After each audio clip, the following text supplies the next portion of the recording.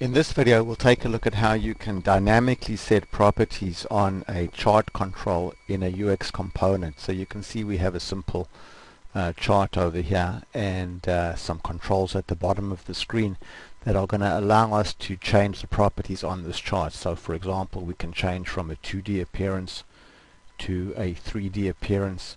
We can go to this control over here and type in a new title for the chart, and as soon as I tab out, you can see that the title gets updated.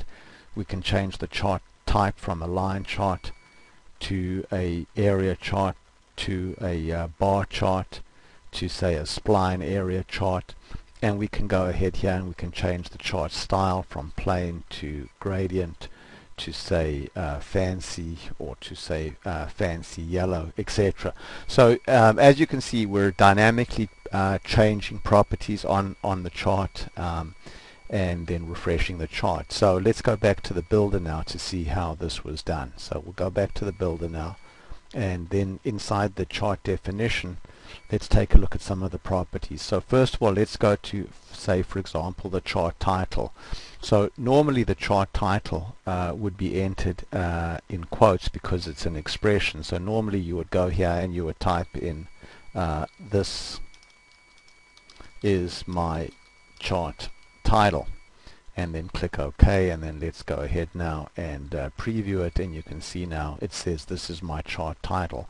But instead what I'd like to do is bind that property to this control on the screen there. So here's our field called chart title. So let's go back now to the builder, and now instead of typing in a literal value, we'll bring up the builder here, and now we'll actually insert a reference to a UX control variable. So I'll go there and choose chart title. So you can see now we're referencing this chart title field here, and since it's a reference to a field or a control, it's not enclosed in quotes.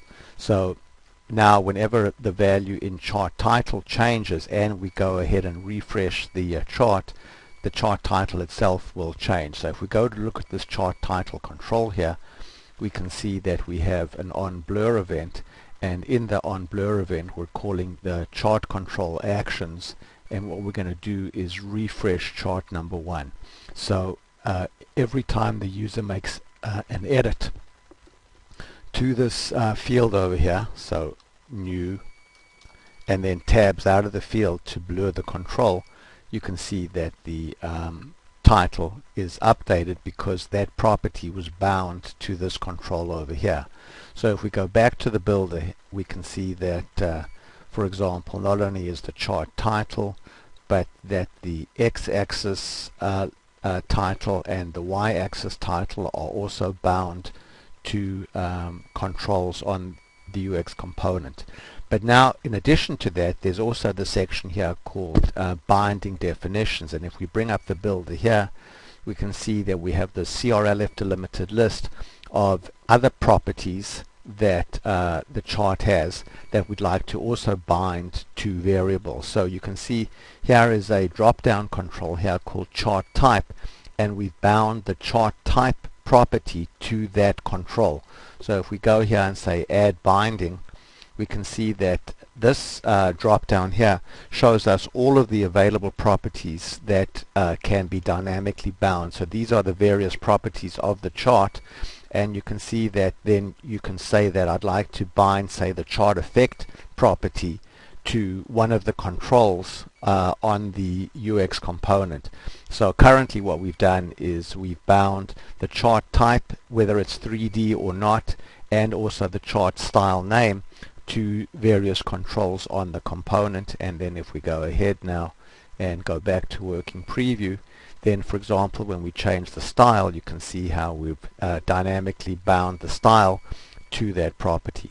So let's pause now and pick this up in the next video.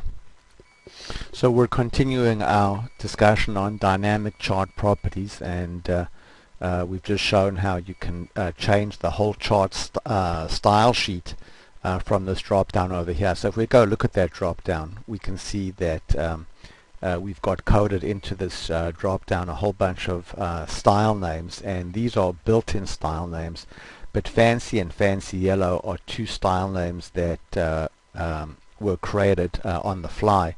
So let's go and look at how those were installed. So if we go back now to the chart itself and go to chart definition and then open up chart style, we can see that the built-in styles are listed there, but then in addition these two user-defined styles are shown over here, and these were added by clicking the manage save styles, and you can see that opens up a folder on your hard drive where the user-defined styles were installed. So here is Grid Fancy CSS and Grid Fancy -yellow CSS. So those are the two CSS files that define the user-defined style.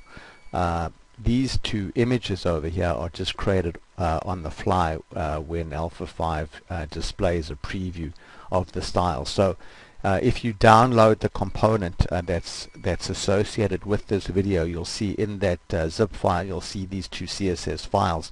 You'll need to install them in this folder. So what you'll do is after you download the component, you'll click this manage style and then you'll paste those two CSS files in that folder over there.